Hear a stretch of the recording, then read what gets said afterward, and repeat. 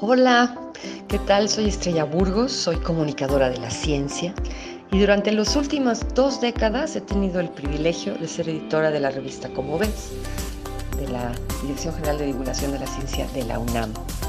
Recientemente tuve el gran honor de recibir el Premio Nacional de Divulgación de la Ciencia a Alejandra Haidar 2017 y quisiera invitarlos a la conferencia que impartiré en la unidad Coajimalpa de la UAM el próximo 8 de marzo de 10 a 12, una conferencia que se titula Mujer que comunica ciencia. Los espero. Gracias.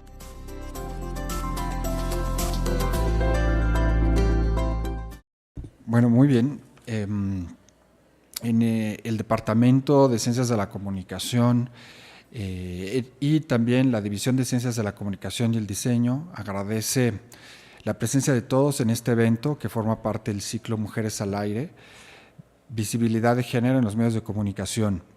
Este año el Departamento de Ciencias de la Comunicación se une al Día Internacional de la Mujer y se suma así a un movimiento mundial sin precedentes por los derechos, la igualdad y la justicia de las mujeres. El acoso sexual, la violencia y la discriminación contra las mujeres han acaparado los titulares y el discurso político con una creciente determinación a favor de cambios trascendentes. Personas de todo el mundo se están movilizando para conseguir un futuro que sea más justo e igualitario. Esta acción se ha manifestado en forma de marchas y campañas mundiales, incluidos movimientos como #MiPrimerAcoso, #YoTambién en México, España y América Latina, o el Me Too en Estados Unidos de América. Sin olvidar, ni una menos, una campaña contra el feminicidio que surgió en Argentina y fue fundacional. Y tantas otras iniciativas abordando cuestiones que incluyen desde la igualdad salarial hasta la representación política de las mujeres. El Día Internacional de la Mujer 2018 es una oportunidad para transformar este impulso en medidas para empoderar a las mujeres de todos los ámbitos y reconocer a las personas activistas que trabajan sin descanso para reivindicar los derechos de las mujeres y conseguir que éstas desarrollen su pleno potencial. El Departamento de Ciencias de la Comunicación agradece sinceramente a Estrella Burgos por su amabilidad al aceptar venir hasta acá para compartir sus experiencias y conocimientos en la comunicación de la ciencia.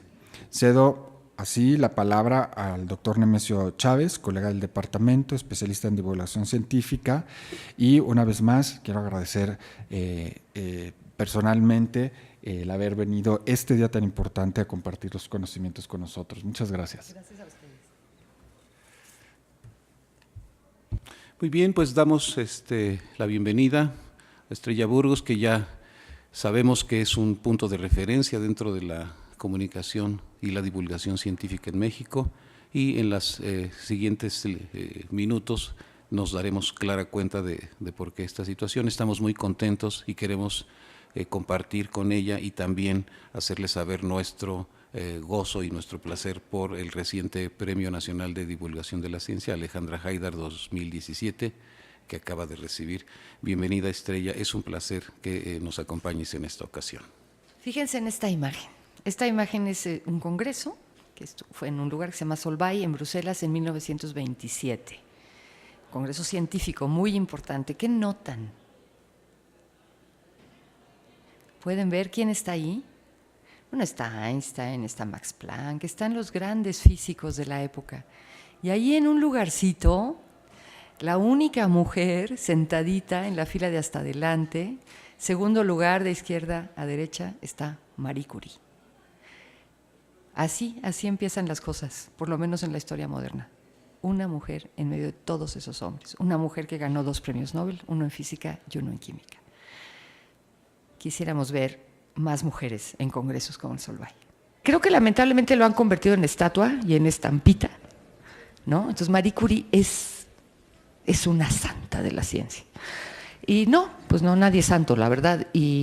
Pero fue extraordinaria en términos de cómo logró lo que logró, ¿no? Y es hasta ahora creo que la única persona que tiene 2 premios Nobel en ciencias en campos diferentes.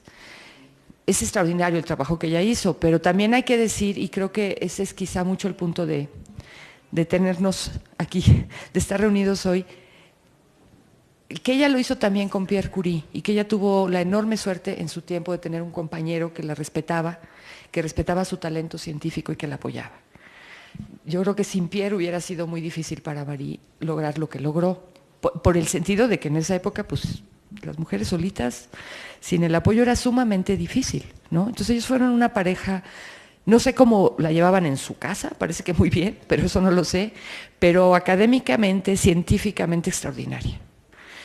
Y también como padres, porque luego tuvieron allí una hija de los Curie, también ganó un Nobel, ¿no? Quién sabe qué les pasaba allí a los Curie, pero les daba por eso. Entonces, bueno, yo empiezo siempre charlas de estas con esto, porque esta es una situación que ya vemos menos, pero no se crean que es tan rara, ¿no? Una mujer en medio de un mar de hombres. Lo vamos a dejar ahí, no sé si alcanzan a ver. Estos son unos datos, no están tan actualizados, son como de hace un par de años, pero no han cambiado tanto, la verdad. El promedio de investigadoras en el mundo, en todas las áreas científicas, naturales y sociales, es de 28%. O sea, no hemos llegado todavía, a lo mejor ya en estos años que pasaron, sí, a la tercera parte. Estos son datos de UNESCO, datos de varias agencias internacionales, ¿no? En América Latina y el Caribe, curiosamente, el promedio es mucho más alto, es de 44%. Es la región, de hecho, que tiene el promedio más alto de investigadoras en el mundo. Aquí, es que me la pusieron difícil, porque yo no veo muy bien, pero bueno, esto es en México, esto es la proporción entre estudiantes de doctorado, investigadores, y el de arriba, no sé qué dice. Caminos de formación, entonces esto debe ser como el ciclo anterior, ¿no? Entonces, fíjense, 50%, 47%, 32%, va bajando, ¿no? Según se avanza en la carrera académica. Y la cuestión también es que hay campos en los que se concentra mucho la participación de la mujer y otros donde hay muy pocas mujeres, ¿no? Ciencias sociales, hay muchas mujeres, muy pocas todavía comparativamente en ingenierías, en carreras tecnológicas. Eso todavía prevalece, no tanto, pero todavía. Y bueno, hay muchas mujeres también en ciencias de la salud. Esa es una gráfica, perdón que esté en inglés, pero les da una idea. Esto es cómo ha ido cambiando la cantidad de mujeres que han recibido el premio Nobel en ciencias. Entonces, si se fijan, ahí dice la primera, arriba a la izquierda es 1901 a 1920, y luego es al 1940, 1950, y ven que va aumentando, ¿no? En 1981 al 2000 es que va así, la gráfica es mucho más, y ahora es mucho más, ¿no? O sea, realmente en los últimos 15, 20 años la proporción es mucho mayor. No obstante, es que antes era muy grave. Menos del 3% de los premios Nobel en ciencias los han obtenido mujeres. Menos del 3%, lo cual es como sospechoso, ¿no? Considerando que Marie hace tanto tiempo tuvo 2, ¿no? Uno en física y uno en química. O sea, hay un problema ahí todavía. Digo, no es que el chiste de hacer ciencia sea obtener el premio Nobel, aunque no sobra, ¿verdad? Pero es un indicador, Porque para otorgar premios Nobel se analizan muchas investigaciones, muchas candidaturas, hay comités muy especializados, se dan hasta con la cubeta para decidir quién va a ser. Y consistentemente, pues son muchas menos las mujeres, ¿no? Y aquí, ese es el otro punto. Si ustedes se fijan, esta es un poquito más antigüita, pero este es como, conforme vamos avanzando en los estudios académicos, que es al principio del lado izquierdo, 51% de hombres, 48% de mujeres, ¿no? Estamos más o menos parejos. Y nos vamos separando a medida que avanza la carrera académica. Y estamos absolutamente separados cuando llegamos a los puestos de decisión. O sea, fijan cómo se va abriendo eso y cómo va haciendo esa separación. O sea, sí existe el techo de cristal, ¿no? Habrán oído de eso, ¿no? Que es como una barrera que las mujeres es muy difícil que pasen. Pues lamentablemente sí existe, digo, figurativamente. Hay muchas más mujeres investigadoras ahora que antes. De hecho, se sorprenderían de saber, por ejemplo, que en América Latina el país que más mujeres en la ciencia tiene en proporción a su población, a ver, adivinen, ¿qué país será en América Latina el que tiene más mujeres proporcionalmente? No. Claro que soy tramposa, no lo van a adivinar. A ver, Nemesio.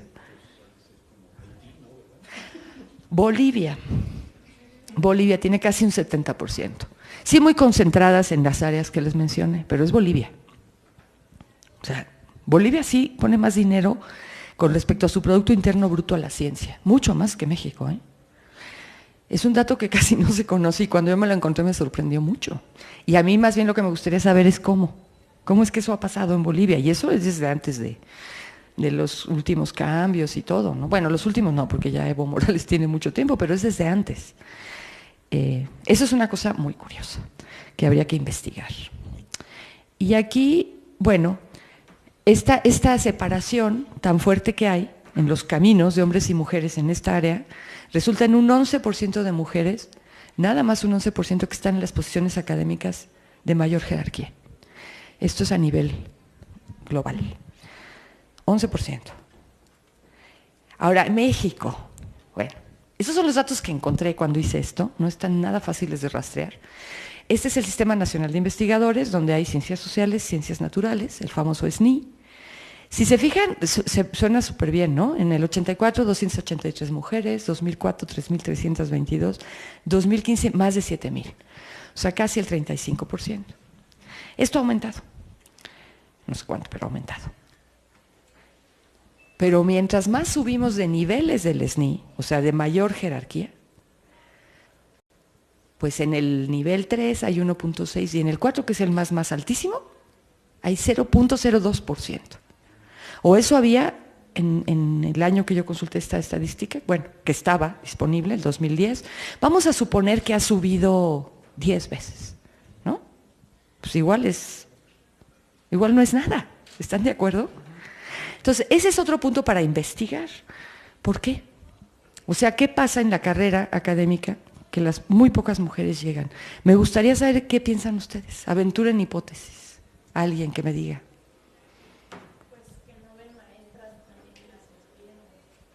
Faltan como modelos, ¿no? Como, ¿qué más podría ser?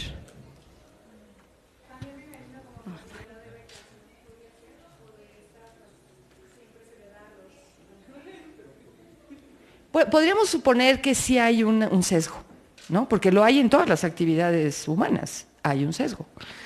Lo vemos en el salario, lo vemos en las oportunidades. Vamos a ponerlo allí como por descontado.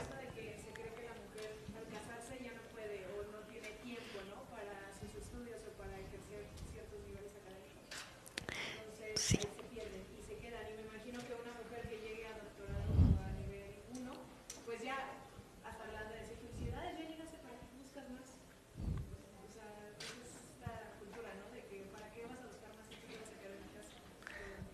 Por ahí va, ¿sí?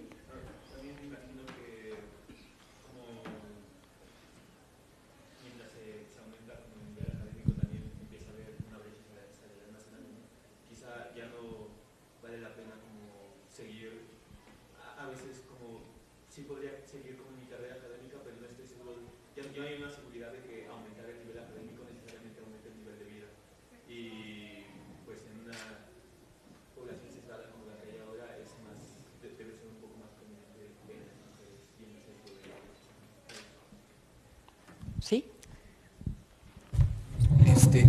Creo que lo que implica ser miembro del Sistema Nacional de Investigadores ya a nivel 3 y 4, toda una serie de cosas alrededor de la vida de la investigadora, ¿no? Como haber sido jefa de laboratorio, jefa de departamento, coordinadora de área o de programas, o sea, toda una vida, ¿no?, institucional, donde podemos ver niveles jerárquicos, inercias machistas, lo que describías al principio de tu charla, ¿no? ¿Alguna otra distinta? Pues bueno, yo creo que han dicho las que son más claras, por lo menos, ¿no?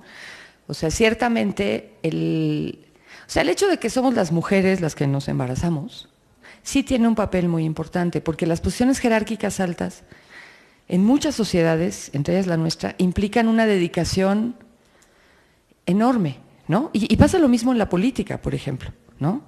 Si tú eres secretaria de Estado, si eres presidenta, si eres primera ministra, pues tienes que estar en eso las 24 horas, ¿no? Y si tienes una familia y no tienes un compañero o compañera, depende, ¿no? De qué tipo de pareja seas, que te ayude, pues no se puede, no hay manera. Y eso yo lo he visto, o sea, sí he visto mejoras, pero incluso en medios que son como lo más progresista que hay, pues existe eso. O sea, se supone, se asume de entrada que toda la responsabilidad del hogar y del cuidado de los hijos es de las mujeres. Aquí debo decirles a todos los jóvenes, varones que están aquí, que me da mucho gusto verlos, que se pierden de un montón, ¿no? Los hombres se pierden de mucho, por eso. Es también muy injusto para ellos. Es también muy injusto privarlos de la convivencia familiar con los hijos, ¿no? De la participación en la vida de la casa, porque tiene sus placeres, tiene sus responsabilidades, pero también tiene sus placeres. Entonces es injusto que se les prive de eso y que se nos etiquete a todos, ¿no? Porque al final la discriminación contra las mujeres también es una discriminación contra los hombres. Y caminar hacia algo más equitativo y más justo es beneficioso para hombres y para mujeres. Compartiremos más, caminaremos más juntos, ¿no? Hoy en la mañana alguien puso en el Facebook por lo del Día de la Mujer ese poema de Benedetti, ¿no? Y en la calle codo a codo somos mucho más que dos, ¿no? Bueno, pues yo creo que valdría la pena verlo así. Y creo que por ahí van muchas de esas razones. O sea, sí hay un sesgo discriminatorio de inicio, pero también hay estas realidades, ¿no? Entonces, a ver, o sea, ¿vas a estar en el laboratorio o vas a cuidar a tus niñitos, ¿no? O vas a venir a la conferencia o te vas a ir de viaje al congreso, ¿no? Y de una manera que no es nada natural, pero que pareciera se va segregando, ¿no? Y uno ni cuenta se da. O sea, ni siquiera es que haya la mente malévola que esté planificando eso. No, o sea, es un seguir con usos y costumbres. Y bueno, eso es para darles una idea, ¿no? Curiosamente no traje ya esas gráficas, pero en países muy desarrollados, por ejemplo Suecia, Finlandia, no se crean que la participación de las mujeres en la ciencia es más alta en México, comparativamente. La cantidad de mujeres en la Academia Mexicana de Ciencias en proporción es mayor que en las de Suecia, que en las de Finlandia, que en las de Inglaterra. Ese es otro punto muy interesante que valdría la pena analizar. Ahora, yo no soy de las que dicen que todo el mundo tiene que dedicarse a la ciencia o a la comunicación de la ciencia, ¿no? Tenemos que hacer de todo, ¿no? En una sociedad necesitamos a todos, a los de ciencias naturales, a los de ciencias sociales, a los artistas, a los artesanos, a todos, ¿no? A los obreros, a todo mundo necesitamos. La única cuestión es que tengamos la libertad de elegir, ellos y ellas, y que se nos presenten esas oportunidades y podamos decir, queremos esto, pero que nos las presenten, porque uno no puede querer lo que no conoce, ¿no? Difícilmente. Y todavía nuestro sistema educativo pues tiene sesgos de género muy fuertes, ¿no? Todavía hay cosas que son para las niñas y cosas que son para los niños. Entonces, pues que nos presenten todas, ¿no? Y ya, que cada quien vaya escogiendo. Sí me dio gusto, la han de haber visto, que Mattel sacó unas muñequitas Barbie. ¿No lo vieron? Una es Frida Kahlo, otra es Amelia Earhart, que fue la primera, pues de las primeras aviadoras que hubo y la primera que hizo un recorrido, creo que transcontinental, y luego se perdió el avión de Amelia Earhart, es todo un misterio lo que le pasó. Y luego hay una matemática que no me acuerdo cómo se llama, pero es una de las que estuvieron en la NASA. ¿Vieron la película? Esa película que ganó el año pasado en los Oscars, que eran 3 mujeres negras que trabajaban en la NASA haciendo, pues calculando las órbitas de, bueno, el vuelo de los cohetes y de las naves y a ver cómo iban a llegar a la Luna. Eso hacían. Y era una cosa espantosa porque, digo, no su trabajo, sino que era espantoso, por ejemplo, que no había baños de mujeres. No había, porque no había, primero porque eran mujeres, 2 porque eran negras. Entonces no podían ir a los baños de las mujeres blancas y no existían baños para mujeres negras. Entonces ya se imaginarán lo complicado que era trabajar ahí. Después finalmente eso cambió. La película es muy bonita, entiendo que hay una novela también muy, muy, muy buena, ¿no? Entonces, bueno, no tenemos muchos estudios, realmente casi no tenemos con ese enfoque de cuántas mujeres. Yo puedo decirles que veo muchas en mi vida cotidiana. Yo creo que hay más mujeres en la comunicación de la ciencia que hombres, tengo esa impresión.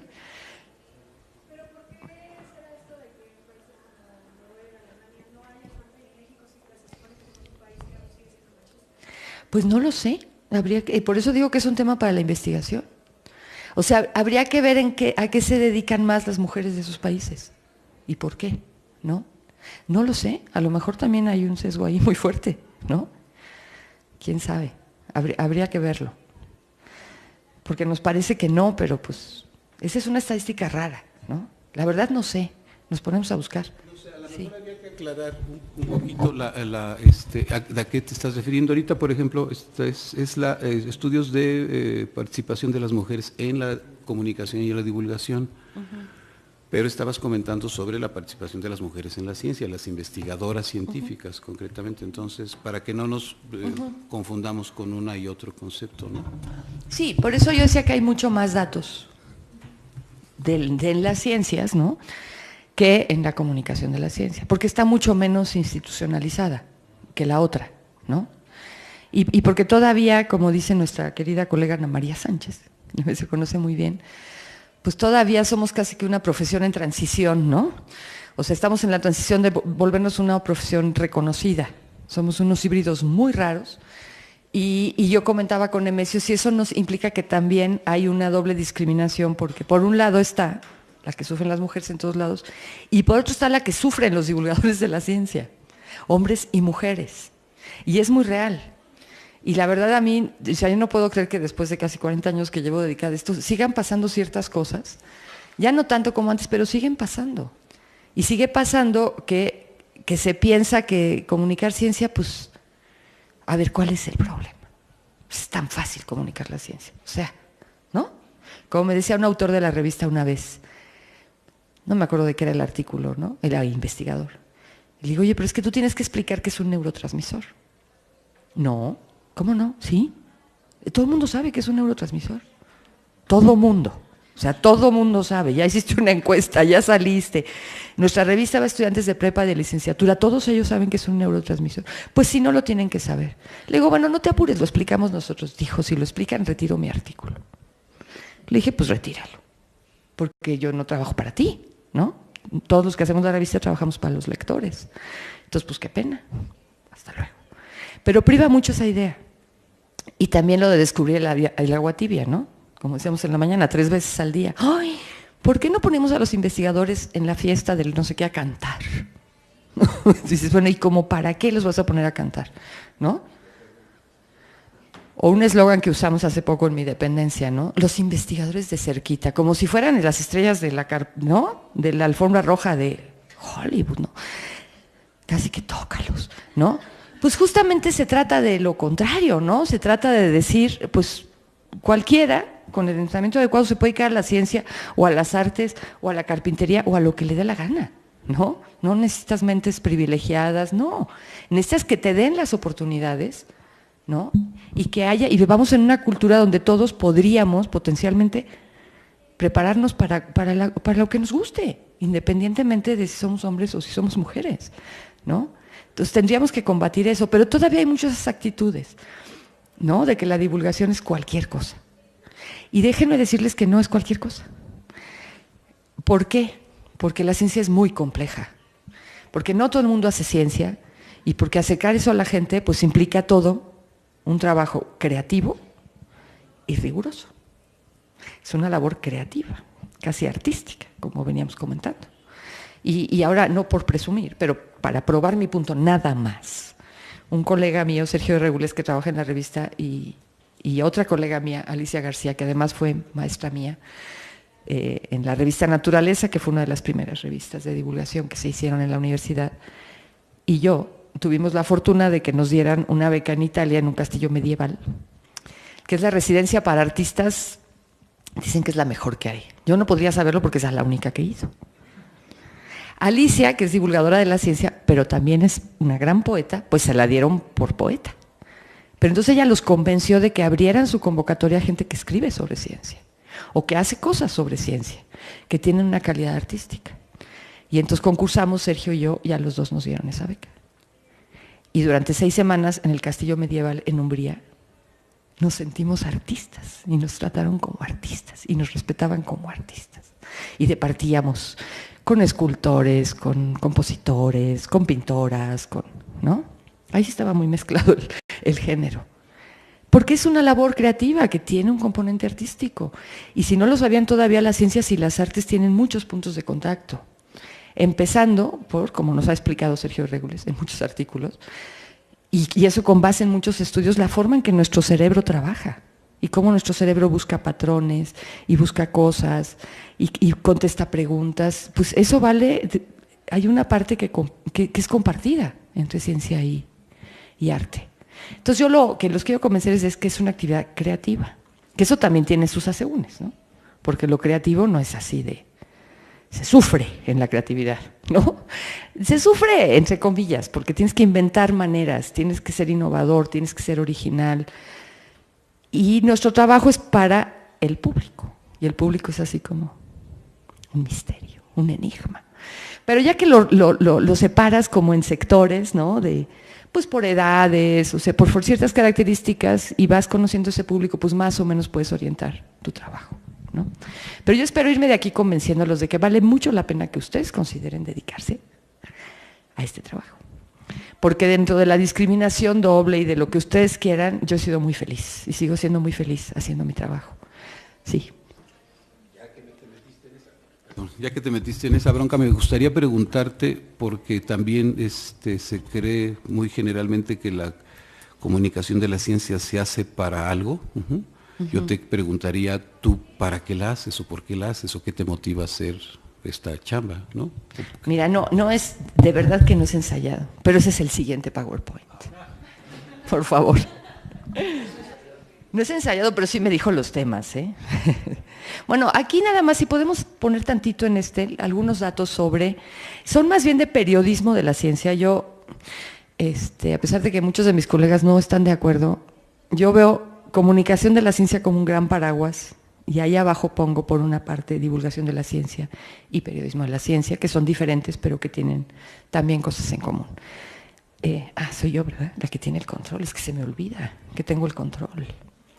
Bueno, hay más mujeres que hombres según lo poco que, digo, no es que tenga yo los números, pero hace unos años en la Sociedad Mexicana para la Divulgación de la Ciencia y la Técnica, y se encargó un estudio que realizó Aleida Rueda, que es una muy buena periodista de ciencia y ahorita lleva el área de comunicación del Instituto de Física de la UNAM, pues para saber quiénes en medios nacionales que estaban en la Ciudad de México se consideraban a sí mismos periodistas de ciencia. Porque no sabíamos cuántos había, ¿no? Y siempre nos preguntaban en congresos, ¿y cuántos hay? Pues quién sabe, ¿no? Pero aquí lo interesante es que vean ustedes el género, ¿no? Azul para los niños, rojito para las niñas. Y está muy parejo, ¿no? Está muy parejo. Ahora, la cuestión aquí es que había gente, por ejemplo, que decía, le preguntabas, ¿y usted dedica todo su tiempo a hacer este tipo de periodismo o nada más parcialmente? ¿No? Y había de todo. Y eran muy, muy pocos los que consideraban ellos mismos que su trabajo, del que vivían, principal era ese. Eran muy pocos, eran como 20. Y se entrevistó gente de 60 o 70 medios nacionales de radio, de televisión y de diarios. O sea que hay mucho campo para el periodismo de ciencia. Ahora sí, si quieren nos pasamos a... Bueno, esto ya lo vimos. Qué bueno que... Bueno, esa es mi ilusión. Ese es otra vez el Congreso solo ahí. ¿Ven algún cambio? Más o menos la mitad. No saben, ¿eh? Esto lo hice en una época que no era tan fácil el Photoshop. Tuve que pedir ayuda técnica para poner las caritas, ¿no? Pero eso sería lo ideal, ¿no? Que estuviéramos más o menos repartidos en todas las cosas. Ahora sí, el otro, sí. No sé si haya preguntas sobre esto, antes de que pasemos a la siguiente parte. Quejas, desacuerdos, ¿no? Bueno. Entonces, de esa encuesta sobre periodistas de la ciencia en México, ¿cuántos periodistas se pudieron contar?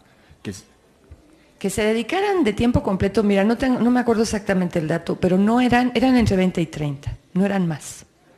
Y eran más cercano a 20 que a 30. Y ya nos pareció mucho, Ahora, tenemos pendiente hacer esto en el resto de la República.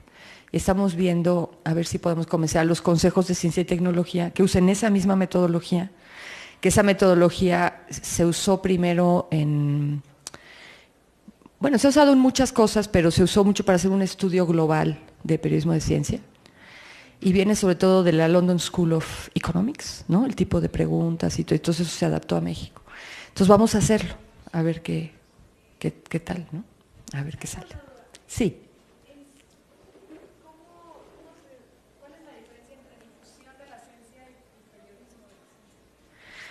Bueno, más bien de hecho hay diferencias entre difusión, divulgación y periodismo. Difusión técnicamente, los clásicos, digamos, consideran que es la comunicación de la ciencia que se hace entre científicos, pero de diferentes, de su campo o de diferentes campos, ¿no? Que sería un poco lo que haría, en cierto modo, Scientific American, por ejemplo, esa publicación, aunque también tiene su apartado de divulgación. Pero es como una comunicación, digamos que dentro de los mismos gremios y entre esos gremios de la ciencia. La divulgación, pues es comunicar la ciencia a todo tipo de públicos.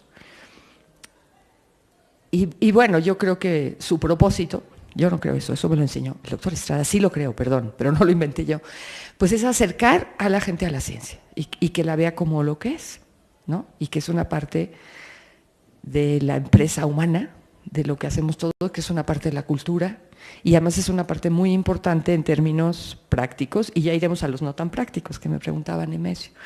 El periodismo comunica ciencia, no solamente avances científicos, sino también pues problemas. Hay periodismo de ciencia de investigación, por ejemplo, pero el periodismo también tiene que obedecer a los principios del periodismo. Y el periodismo, en teoría, en el Olimpo, en el mundo ideal, tiene que ser objetivo, ¿no? Y tiene que informar a los ciudadanos para que puedan tomar sus decisiones, ¿no? Entonces no puede ser el periodismo un porrista de la ciencia. Los divulgadores sí podemos ser porristas de la ciencia. No creo que debamos ser porristas de una institución en particular, porque creo que eso se llama comunicación social y es muy importante, pero no creo que sea nuestro trabajo. Nuestro trabajo es hablar de cómo es la ciencia y cómo funciona, ¿no? Cómo se llega a saber lo que se dice que sabemos y qué hicieron.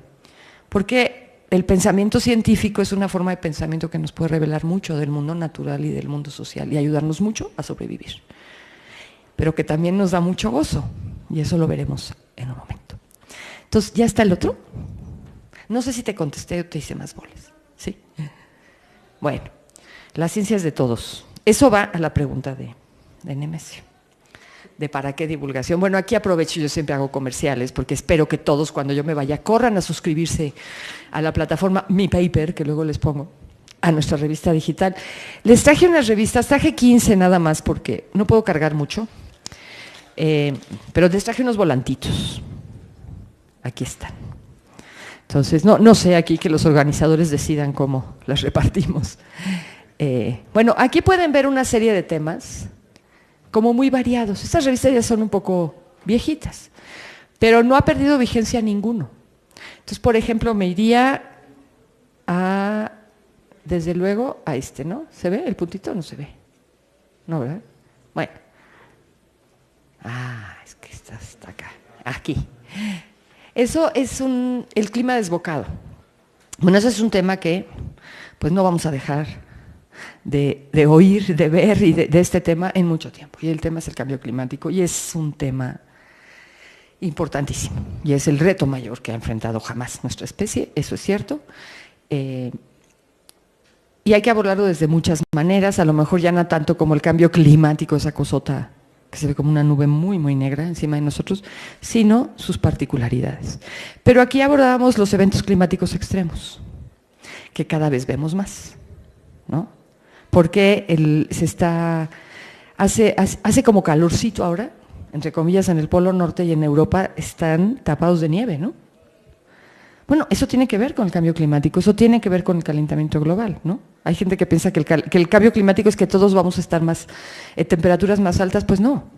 En unos lugares sí y en otros no, y se alteran todos los patrones climáticos, ¿no? Las corrientes marinas, las corrientes de los vientos, pero es algo que realmente está alterando mucho las cosas. Entonces son eventos climáticos extremos, desde grandes nevadas hasta grandes sequías, pasando por en medio. Entonces, eso es algo que la gente necesita conocer. Todos nosotros tenemos que saber, porque tenemos que contribuir a no hacerlo peor y nos tenemos que cuidar, ¿no? O sea, con el cambio climático podemos tener una idea de qué nos puede pasar, no así con los temblores, ¿no? Todavía no podemos predecir los terremotos. Pero con el cambio climático no es que podamos predecir mañana, pero sí sabemos, ya sabemos, porque hay muchos estudios y hay muchos escenarios de simulaciones que se hacen con modelos matemáticos, con datos buenos, dónde va a haber más sequías, dónde va a haber más inundaciones. Entonces tenemos que tomar en cuenta esa información. Todos, en particular además, quienes producen alimentos, por ejemplo, quienes viven en las costas, bueno, tenemos que saber. Otro tema, por ejemplo, no tenemos que saber, pero es muy bonito. No, ¿hay alguien aquí que no le gustan los dinosaurios para nada? ¿Nadie? Esto fue un reportaje de portada de un descubrimiento que se hizo en Puebla, en el estado de Puebla, de huellas de estos que se llaman apatosaurios. Y el primero que vio eso fue en una pared de roca que estaba inclinada, fue un campesino de Puebla. Y se dio cuenta que eso era muy importante. Y entonces avisó, y hay toda una investigación, pues que no se está reconstruyendo qué dinosaurios había en esa parte de Puebla hace quién sabe cuántos millones de años. Bueno, eso no tiene ninguna utilidad práctica. Pero es muy interesante, porque nos habla de la historia de nuestro planeta y de la historia de nuestro país, de la evolución de los organismos, ¿no? Tampoco tiene ninguna utilidad práctica que a mí me súper encanta. Todos los de portada están, de acceso libre en la página de internet. El universo en la mente de Stephen Hawking.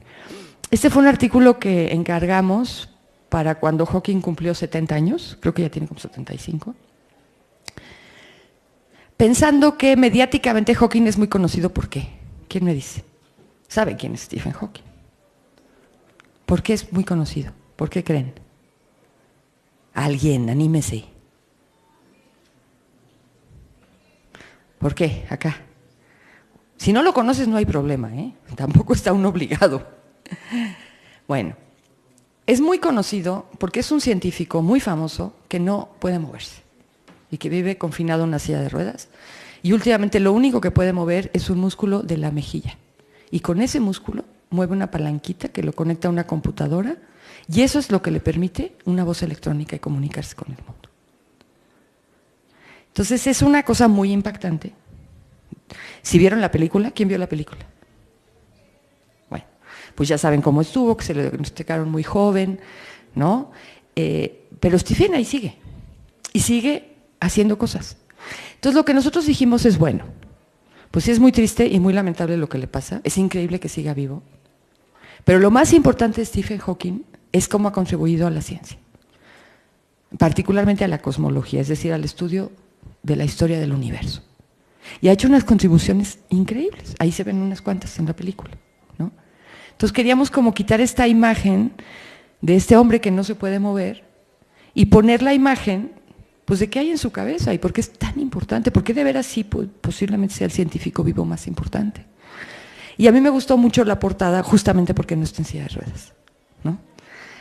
Eso tampoco les sirve de nada, no les va a ayudar a ustedes ni a ahorrar dinero en el supermercado, ni a pasar las materias no sé, pues si les preguntan de Stephen Hawking. Pero la cosmología es algo fascinante. Saber de dónde venimos, cómo se formó el universo, cómo se formaron los planetas, qué le va a pasar al nuestro. Y uno se distrae mucho en el ruido mediático que hay ahora, todo el tiempo. Y ya se habla de una adicción que yo padezco. ¿Cuántos de ustedes se levantan y lo primero que hacen es agarrar su teléfono? Levanten la mano. Nada más. Bueno, o lo segundo. Sí, estamos todo el tiempo necesitando saber qué pasó, qué dijeron, las noticias, qué puso mi amigo, qué quién sabe qué, ¿no? Y nos estamos perdiendo de unos adelantos científicos espectaculares, ¿no? Bueno, ayer se liberaron unas fotos de la misión Juno a Júpiter. Yo tengo una debilidad por Júpiter, es mi planeta favorito. No sé por qué, porque está muy lejos, es muy grandote, es un planeta de los gaseosos y es precioso. Y estas fotos que están llegando de una navecita que lo está orbitando, no, es que son una cosa, dices, no, seguro que ahí, si hay seres, son todos artistas. Deberían ver, no, es que son hermosísimas las imágenes de Júpiter, así, te quitan el aliento. ¿Eso de qué me sirve a mí? No me ayuda a pagar la renta, ¿no? No me suben el salario, no tengo un mejor coche. no me ayuda con mi salud. Bueno, con mi salud sí, les voy a decir por qué. Porque el gozo de conocer es un placer, y el placer pues nos da bienestar. Y eso lo decía un hombre que lamentablemente perdimos hace 3 o 4 días, Jorge Wagensberg, un gran divulgador de la ciencia y medio filósofo también, español, que no fundó, sino que renovó el Museo de la Ciencia de la Caixa en Barcelona. Hizo un museo revolucionario, completamente diferente de otros museos. Y venía mucho a México, nos quería, los mexicanos, entonces tuvimos oportunidad de asistir a muchas charlas de Jorge Wagensberg. Y también escribe libros. Sus libros no son para el gran público, son libros de un nivel universitario, a veces muy sesudos, pero son muy bonitos. Y uno se llama El gozo del conocimiento. O sea, eso de conocer, que no nos sirve necesariamente para algo, más que para sentirnos contentos. A mí todo lo que me hace sentir contenta me parece que es extraordinariamente útil, ¿no? Todo lo que me da felicidad, lo que me da placer, lo que me hace levantarme en la mañana y decir qué bien, pues a mí eso ya me parece que en cierto sentido tiene una gran utilidad para mi salud mental y por ende para la física, ¿no? Cuando uno está más contento, está mejor en su salud física. Créanmelo, de verdad. ¿Cuántas veces no han dicho, ya entendí, y se ponen súper contentos? ¿Cuántas veces ustedes han descubierto la respuesta y se ponen súper contentos? Bueno, esa es una de las cosas más bonitas que tiene el trabajo que yo hago y el que hacemos todos los que comunicamos ciencia. Que todo el tiempo estamos viendo información y cosas nuevas. Y el chiste es que todos los demás están todo el tiempo viendo los decapitados, los feminicidios, la corrupción, ¿no? El horror en el que nos ha tocado este país, les ha tocado a ustedes lamentablemente. Sí, pero junto a eso hay todo esto. Entonces, por lo menos que tengamos un equilibrio informativo, ¿no? No todo es horroroso. Aquí, esta, por ejemplo, a ver, ¿dónde anda? Aquí. Bueno, abajo a la derecha. La genética de lo humano. Desde que se empezó con la cosa de descifrar genomas, es decir, nuestra información genética y la de muchos organismos, pues la pregunta era, ¿qué nos hace humanos? Porque resulta que solamente nos separa de los chimpancés el 1% de nuestra información genética. 99% es igualita. Entonces, ¿qué hay en ese 1%? ¿Qué nos hace humanos desde el punto de vista biológico? Y habría que ver qué nos hace humanos desde otros puntos de vista, que cada vez se mezclan más. Y aquí voy a aprovechar para decir que uno de los gozos del trabajo de comunicar ciencia es que la mejor forma de comunicarla, si uno tiene el espacio y el medio, es contar historias de ciencia, historias verdaderas, ¿no? Y aquí hemos hablado muchas veces de eso con tus alumnos, Nemesio, que son historias de suspenso, pero tiene que ver con lo humano porque pues no se conoce ningún otro animal que cuente historias, ¿no? Entonces una de las muchas maneras que hay de caracterizar al ser humano es decir que es el animal que cuenta historias. Hay quien lo caracteriza también por la creatividad, ¿no? Ahora, sí se han encontrado unas conductas más o menos creativas. Digo, no me digan las hormigas y las abejas y hasta los chimpancés que meten un palito y sacan termitas, ¿no? Inventaron eso. Pero quedémonos con el que contamos historias. Y comunicar bien la ciencia implica contar bien las historias.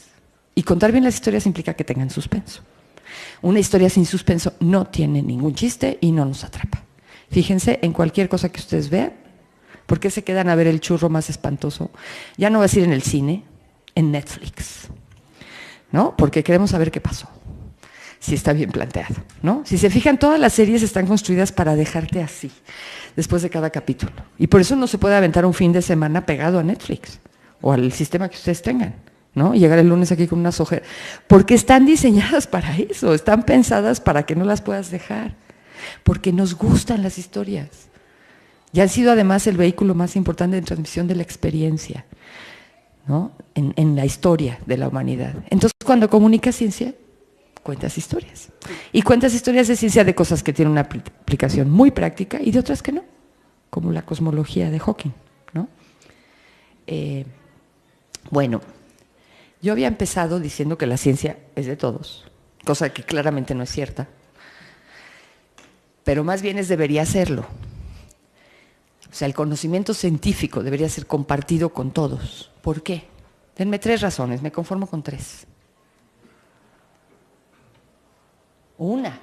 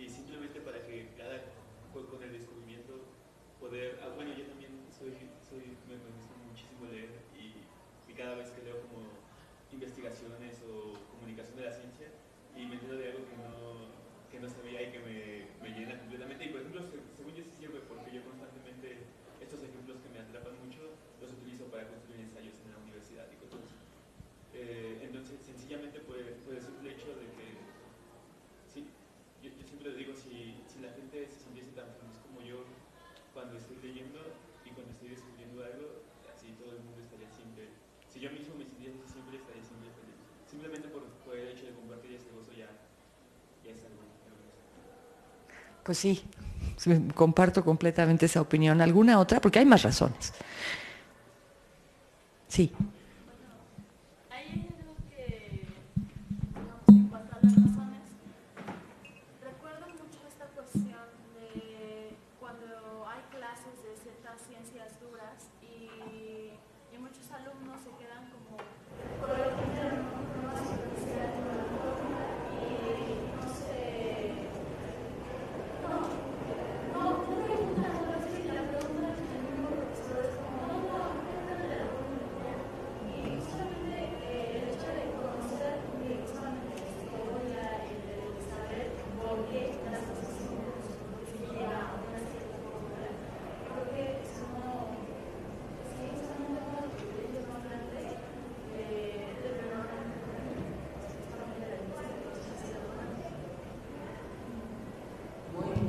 Hablaremos un poco más de eso. ¿Alguna otra?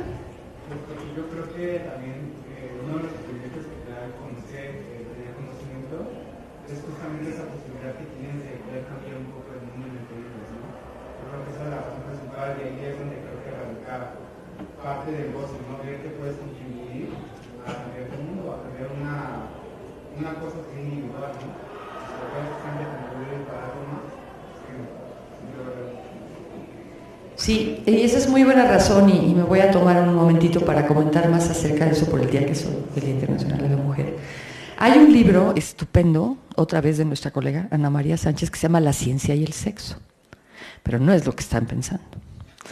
Es un libro que explica cómo ha sido el conocimiento científico uno de los principales elementos que han ayudado a las mujeres, ¿no? A derribar estereotipos, ideas. Digo, hubo una época en que en Europa, por ejemplo, nos consideraban subhumanas, ¿no? A las mujeres, nos veían así como, ¿no? Y cómo el conocimiento científico ha ayudado mucho a cambiar esa imagen. Entonces se los recomiendo, hablando de cosas que puedes cambiar en el mundo, ¿no? Cuando aplicas el conocimiento, por supuesto. ¿Podemos regresar al PowerPoint? Bueno, ese del gozo lo suscribo, ¿no? Completamente. Les voy a dar una que me gusta a mí mucho, que puedes preguntar lo que quieras y puedes intentar buscar respuestas. No siempre las vas a encontrar. Pero una cosa muy importante del conocimiento científico es que tiene formas de averiguar cosas. A veces se equivoca, pero el equivocarse también ayuda, porque entonces ya sabes que por ahí no, ¿no? El que no, le deberían dar el mismo peso, yo creo, a los que se equivocan que a los que aciertan en términos de la evidencia, ¿no? Porque los que se equivocan, pues ya te avisan que por ahí mejor, ¿no?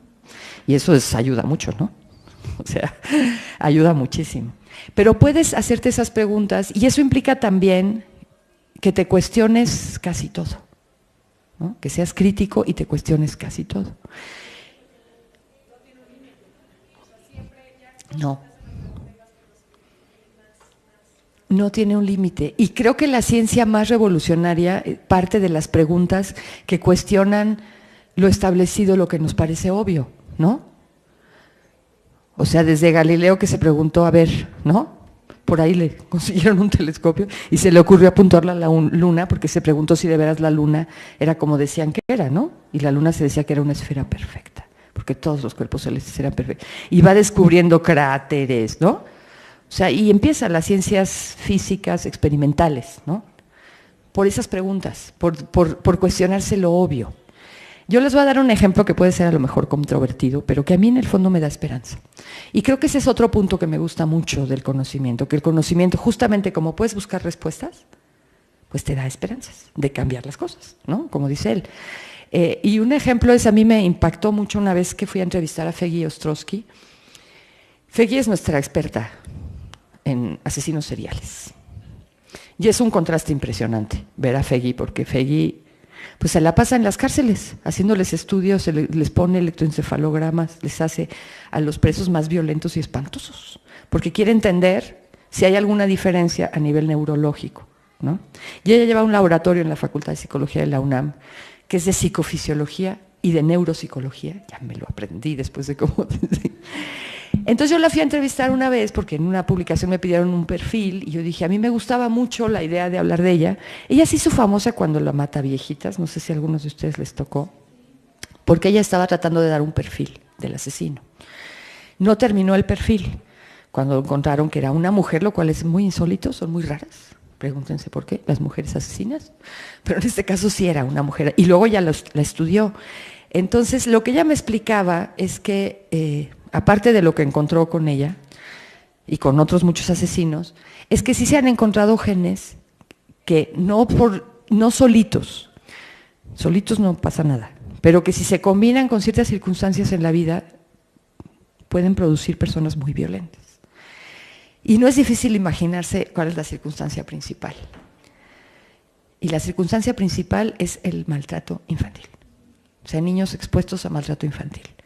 Hay muchas razones psicológicas para eso, pero también las hay fisiológicas, porque cuando tú zarandeas a un niño o lo maltratas, tú le lesionas, le puedes lesionar el cerebro.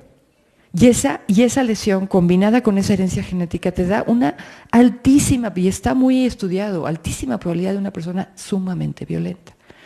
O sea, eso no nos explica por qué hay gente, y tenemos muestras de eso todos los días, lamentablemente, pues que a lo mejor no era violenta y se volvió violenta, ¿no? Pero quien encuentra esto es porque se cuestiona, a ver, ¿por qué en ciertos ambientes parece proliferar más la violencia que en otros? Y uno a veces lo toma como una ley natural, ¿no? Como si fuera un huracán que pasó. No, hay razones detrás de eso, de muchos tipos, sociológicas, psicológicas, económicas, biológicas, médicas, de un montón, ¿no? Por eso ahora se hace mucho la ciencia en conjunto y se habla de las interdisciplinariedad, porque no puedes entender un fenómeno si nada más lo ves de un lado, ¿no? Entonces a mí me pareció fascinante esto que me contaba Feggy, y entonces ella ¿qué hizo? Con su equipo, estuvieron buscando qué antecedentes había de investigación de eso, y encontraron que en Turquía había un protocolo de investigación y de trabajo para trabajar, o sea, porque dices, ¿cómo yo puedo prevenir que alguien que tiene a lo mejor esos genes y que es maltratado de niño, y ahí sabemos que eso es muy común, lo del maltrato, no sé tanto lo de los genes, ¿cómo puedo prevenir ese maltrato? Y entonces en Turquía lo han estudiado mucho y es una cuestión que tienes que empezar a trabajar con las mamás, los papás y los niños antes de los 2 años. Y adaptaron ese protocolo a México, se tardaron 2 años en adaptarlo a México y lo están trabajando en una comunidad muy marginada del Estado de México. Muy marginada, muy llena de criminalidad, muy... Bueno, o sea, eso no va a resolver los problemas de violencia de México, pero nos va a dar respuestas importantes para atacarlos, ¿no? Y para seguir peleando por políticas públicas que estén basadas en el conocimiento. Y a mí eso sí me da esperanza, espero que también a ustedes. Entonces, a mí eso me gusta mucho, ¿no? Y que no nos inhibamos de preguntar, ¿no? Y que no demos por hecho que las cosas son así porque así son. No, pues hay una razón de que sea así. A lo mejor es muy difícil de encontrar esa razón, pero hay una razón. Y las ciencias nos ofrecen metodologías para buscar o intentar buscar esas respuestas. Y yo creo que eso es fascinante. Y además, pues sí, es como es la historia del detective, ¿no? Vamos buscando pistas, ¿no? Toda la ciencia se puede contar así. Aquí mencionabas la importancia de la historia de la ciencia, y es tan grande, no solo contar historias de ciencia, que no necesariamente aborden su historia con H mayúscula, pero sí es muy importante abordar esa historia con H mayúscula en la enseñanza de las ciencias. Y de eso ya se han dado cuenta en muchos países. En Estados Unidos, por ejemplo, están haciendo ensayos de cómo enseñar ciencia a partir de su historia, para ver por qué la ecuación es la ecuación, ¿no? Yo me hice divulgadora en buena medida porque sufría eso. Porque yo decía, ¿y esa ecuación qué? ¿Y si me la aprendo de memoria qué? Pues sí, me saco 10 en el examen y... ¿Y qué aprendí yo de algo? No aprendí nada, nada más aprendí a ponerle unos números y sustituirlos y hacer la operación. Yo no entendía el sentido. Y el sentido te da la historia de cómo se adquiere el conocimiento, por qué se llegó a esa ecuación. Y no es una historia lineal. Y generalmente está llena de obstáculos y problemas, ¿no? Entonces es muy apasionante. O sea, ni Einstein, no se crean que se levantó una mañana y dijo, la relatividad, y ya. ¿No? Un ejemplo que a mí me gusta mucho dar es cómo en ese tipo de ciencias la evidencia, como se entiende, es fundamental. Einstein postula sus ideas de su nueva teoría de la gravitación, que es la relatividad general, en 1905. Y no se vuelve archimega famoso hasta que como 20 años después, o no sé cuántos, alguien pudo comprobar una de las predicciones de esa teoría. Porque además no se trata de decir el mundo es así y el universo, no. A ver, ¿y cómo podríamos saber si es cierto? Entonces tienes que proponer alguna cosa. Y él propuso la cosa esta de la observación en el eclipse, que la luz de las estrellas, pues que va en todas direcciones y una parte nos llega a nosotros al pasar por el Sol, que es una masa muy grande.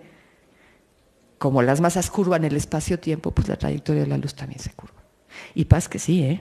Y ahí es donde se volvió famoso, no antes. Ahí se volvió mega famoso. Y ahora el pobre ya se murió y ya no puede ser más famoso. Pero el año pasado se confirmó otra predicción, que fue la de las ondas gravitacionales, que la había hecho hacía 100 años. Y se confirmó a finales del año pasado. Fue una cosa, lo que pasa es que es como compleja, o sea, y esa física pues, nos suena muy rara. Pero a mí me emocionó mucho, por razones casi que personales. No, yo conocí a alguien muy querido que había hecho su tesis de licenciatura en física sobre ondas gravitacionales hace muchos años, y como no existían todavía, no había computadoras personales y no podías poner las ecuaciones, yo le hacía las ecuaciones a mano. No entendía nada, pero las hacía. Me quedaban bonitas, ¿no? Desde entonces había oído yo hablar de eso. Y había habido muchos intentos de encontrar. Esas ondas gravitacionales solo se producen en cataclismos cósmicos, porque la gravedad es una fuerza muy débil comparada con otras fuerzas de la naturaleza. Entonces necesitas un cataclismo. Y estas que sí encontraron, porque habían dicho además, o sea, meses antes habían dicho que habían encontrado unas huellas del inicio del universo de esas ondas, y luego resultó que no. Que se habían apresurado, se habían emocionado, dieron el anuncio y luego llegaron, entonces dijeron, eso era el polvo de la galaxia y ¡pras!, desapareció él. También hay mucha competitividad en la ciencia. Entonces el que ellos tuvieran ese experimento, que lo estaban haciendo en el polo sur, me parece, tenerlo tan en secreto les impidió una contrastación necesaria con otros expertos que criticaran esa metodología. Y fue la quemada del año, porque lo anunciaron, fue titular en todo el mundo y resultó que no. Pero la siguiente vez resultó que sí. Y se produjeron en la colisión de dos agujeros negros. O sea, es que uno se pierde de veras en el ruido informativo. Eso quiere decir que los agujeros negros sí existen. Y son unas cosas muy raras y muy extrañas. Y si las quieren conocer más, tenemos una portada de un artículo muy bonito de Miguel Alcubierre, que es uno de nuestros expertos, no en hoyos negros, en colisiones de agujeros negros, donde nos explica qué son esas. Y hay varios artículos de ondas gravitacionales. O sea que nosotros en un rincón perdido, de una galaxia perdida, en la vastedad del universo, que no somos ni mota de polvo para las dimensiones, seamos capaces de pensar en esas cosas y ponerlas a prueba, a mí me parece extraordinario. Y me gusta contarlo y ayudar a que otros lo cuenten, ¿no? Bueno, entonces para que de veras sea de todos la ciencia, pues estamos nosotros, ¿verdad? Y yo espero que algunos de ustedes, o algunos o muchos, se animen a probar en este campo. Porque también, bueno, les voy a decir lo que me dijo a mí una vez un gran periodista científico, Tim Radford, que todavía anda por ahí, ya está retirado, escribe unos libros muy bonitos. Él llevaba la sección de ciencia del periódico The Guardian durante muchos años. Y Tim Radford en sus clases de periodismo científico lo que dice es, bueno, o sea, más o menos, ¿no? ¿Cuántos tipos de periodismo hay? El cultural, el político, el deportivo, ¿no? Bueno, en el cultural hay muchas cosas y hay mucha innovación. El político es como, en mi opinión, humilde y sin prueba, es cíclico, ¿no? Todo se repite, todo se repite, todo se repite, todo se repite. Pero muchas veces también en el deportivo. Y él daba un ejemplo, es una caricatura, estoy exagerando y estoy siendo muy injusta con el mundo del deporte. Y además a mí me gusta mucho el fútbol. Pero ¿cuántas distintas declaraciones les puede dar un futbolista después de terminar un partido? Está todavía así. ¡Ah! Y tú llegas, Chicharito, ¿qué puedes decirnos de tu juego con el Manchester contra el Bayern Múnich? ¿Y qué nos puede decir el Chicharito? A ver, ustedes lo pueden decir, no son el Chicharito, díganme. A ver, un ensayo, a ver.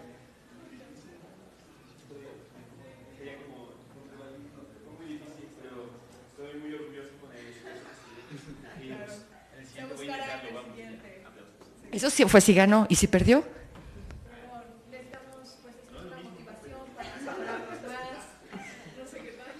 Parecen futbolistas, ¿no?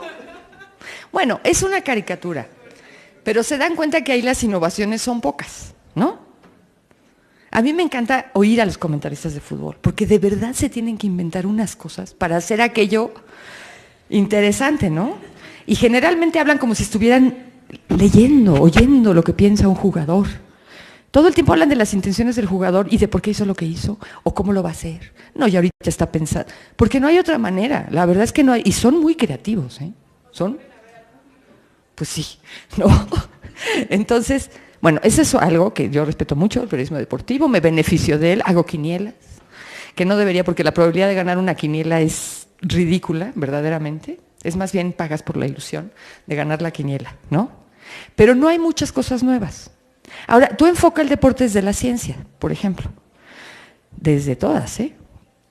Ahora estamos planeando, les doy un adelanto, para el número de junio que va a ser el Mundial de Fútbol en Rusia, ¿verdad? Queremos sacar un artículo, pero luego a la gente no le gusta eso cuando hay mundiales y hay olimpiadas, sobre de dónde viene el fanatismo de deportes como el del fútbol. ¿De dónde viene ese fanatismo que en ciertos países, y si no es que en todos casi, muchas veces deriva en actos sumamente violentos? A la salida del estadio. Digo, yo cuando mis hijos eran chiquitos los llevaba al estadio de los Pumas, pero yo siempre me salía antes, porque me daba pavor, especialmente si era un Pumas América, lo que iba a pasar afuera. Y seguro que iba a pasar algo desagradable, seguro. Y además todo el tiempo estaba viendo que no nos cayeran botellas de nada. ¿Por qué? ¿De dónde viene esa actitud violenta? Y luego las grandes tragedias que ha habido, ¿no? Espantosísimas. Eso lo puede explicar en parte la psicología, en parte la sociología. Hay muchas formas de explicar eso.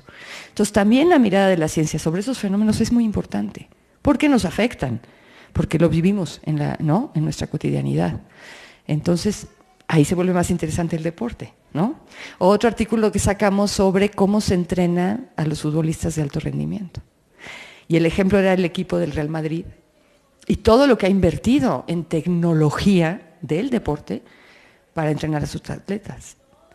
O sea, hoy en día un atleta de alto rendimiento de cualquier deporte no es el que se levanta en la mañana y va a correr, no. O sea, necesita un entrenador, necesita un masajista, necesita un nutriólogo, necesita un aparato que le mida la masa muscular, necesita unos ejercicios diseñados especialmente por quién sabe quién, ¿no? Se ha vuelto así.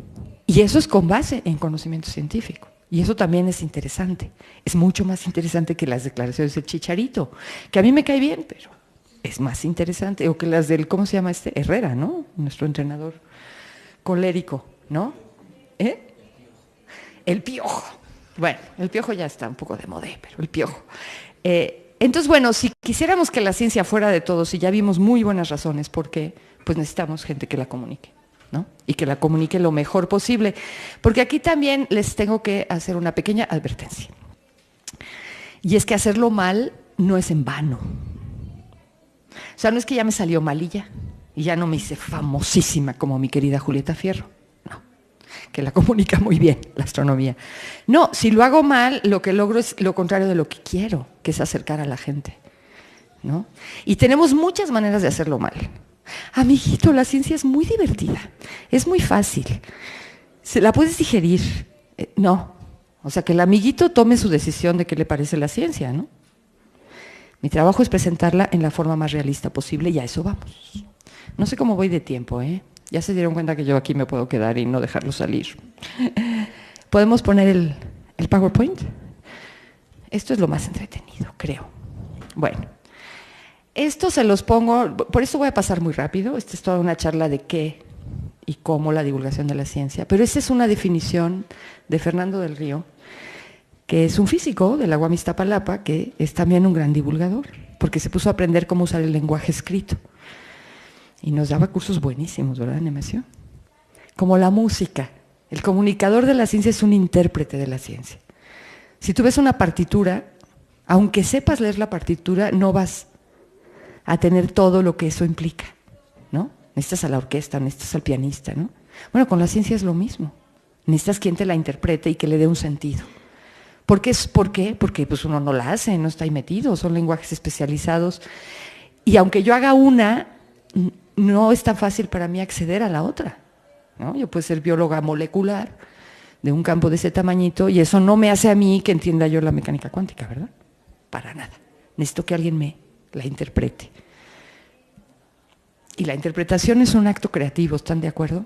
Artístico, ¿no? Bueno, no enseñamos ciencia, nos gusta buscar cómo se hizo, ya lo vimos rápidamente. Esta se me hace bien bonita, de Kepler. Las formas por las cuales los hombres alcanzan el conocimiento de las cosas celestes no son menos maravillosas que la naturaleza de esas mismas cosas. O sea, el cómo conocemos puede ser tan maravilloso como lo que llegamos a conocer, cómo le hicimos, ¿no? Bueno, es todo esto, la transmisión, quienes lo producen, la chispa del asombro, todo esto me lo voy a saltar, ¿no?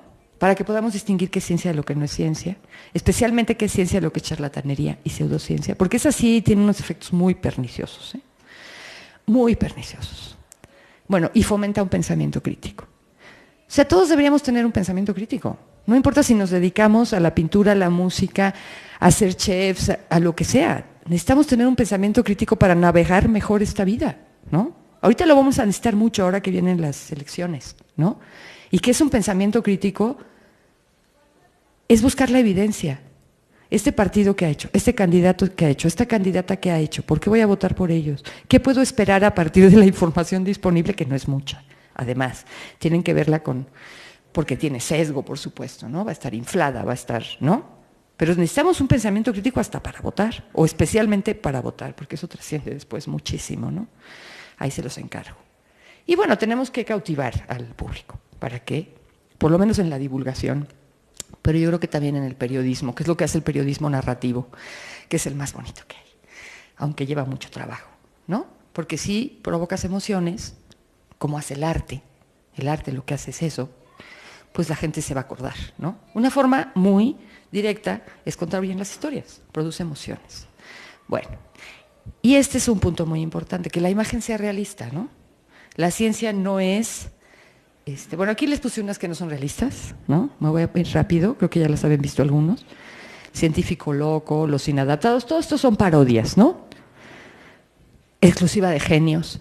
Tenemos la manía de enseñar a los niños que solo los genios pueden hacer ciencia. Pues entonces el niño, si no se siente genio, pobrecito, va a decir yo no puedo, ¿no? Hay todo un movimiento en la docencia de las ciencias para evitar esto en las escuelas. Dejarse de la estampita. Por supuesto, ahí está, ahí la ven. ¿Dónde quedó? Ah, esta es nuestra querida Marie. Si un día me da tiempo les cuento las aventuras amorosas de Marie Curie, que son muy subidas de tono. Sí. Bueno, la ciencia no es todopoderosa. No es incuestionable. La base de la ciencia es cuestionar sus propios resultados, volver a revisar, buscar la evidencia, y si hay suficiente, decir, pues ni modo, nos costó un chorro de trabajo, pero esto no es, ¿no? No es inaccesible, puesto que si fuera yo no tendría trabajo, me dedicaría a otra cosa. No tiene verdades absolutas, porque está sujeta a revisión. A veces se resiste mucho la ciencia a las revisiones, pero más o menos las acaba aceptando, ¿no? Y eso es lo que pasa un poco con este Congreso Solvay, ¿no? Aunque a finales del siglo XIX ya se pensaba que la física ya todo lo sabía, ¿no? Que era cosa de ponerle la cerecita al pastel. Y luego se descubren los fenómenos cuánticos y todo eso pues se vuelve una locura. Y entonces aparece Einstein. O sea, pues no termina, ¿no? Y presumir que ya sabe, pues es uno de los errores más graves que puede hacer la ciencia. Y no toda, desde luego, es de bata blanca. Aunque si ponen científico en Google, en el idioma que quieran, se van a imágenes, cuenten las batas blancas, ¿no? Yo nunca he visto a Stephen Hawking con una bata blanca, no sé si ustedes, ¿no? Y bueno, más realista es más interesante. ¿Por qué? Porque cuentas la historia, porque le das el sentido, porque entonces se vuelve algo que mueve mis emociones, que me puede apasionar o que me puede enojar. Si estoy, digo, a veces el conocimiento se usa para cosas espantosas, ¿no? Pero me mueve mis emociones. Entonces eso es mucho más interesante, ¿no? Y bueno, es un cuerpo de conocimientos y un proceso.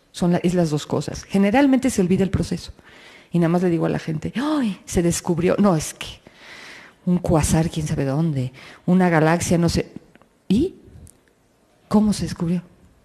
Hay que exigir la evidencia, yo cómo sé que la descubrieron. Digo, por supuesto que hay una parte de creencia, porque pues uno no lo está haciendo, entonces no puede estar 100% seguro que lo hicieron y que lo interpretaron bien. Pero hay ciertas cosas, ciertas formas de validación que más o menos nos dan tranquilidad, ¿no? A veces no, porque también se cometen fraudes, eso también es cierto. Hay uno espantoso, que es el de los movimientos, que llevó a los movimientos antivacunación, ¿no? De un hombre que yo odio, casi que es personal, de Andrew Wakefield, que fue un tipo que falsea los datos, publica un artículo en la revista médica inglesa The Lancet, donde asegura que hay una clara relación causa-efecto entre la vacunación, cierto tipo de vacunación contra 3 enfermedades y el autismo. Bueno, y hoy estamos viviendo un resurgimiento del sarampión, por ejemplo, gracias a ese miserable que no sé por qué no está en la cárcel. No, porque ya se ha muerto gente por eso. Porque hay papás que deciden no vacunar a los niños. La charlatanería siempre es mucho más atractiva que cualquier otra cosa, porque es mágica, ¿no? Te doy estas gotitas y te vas a curar. Bueno, existe el efecto placebo, pero si no funciona, no te vas a curar, te vas a morir, ¿no? Entonces, perdón, pero eso es algo que me enoja mucho. Bueno, todo esto ya se los dije, es una herramienta muy eficaz. Si no tenemos buena divulgación de la ciencia, pues también es difícil tener buena ciencia, puede ser, pero ayuda mucho la divulgación de la ciencia.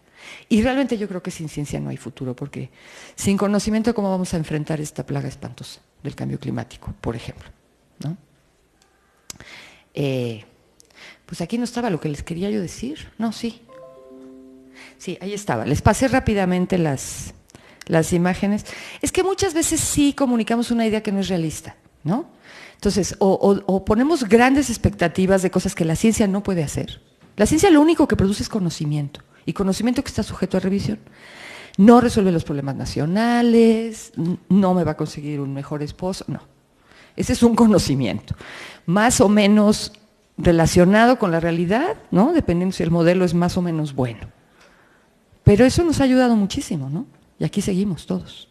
En buena medida, yo en particular, que estoy mayorcita, pues gracias a la ciencia médica, ¿verdad? Porque tuve muchas oportunidades de ya no estar aquí, ¿no? Como cualquier ser humano, ¿no?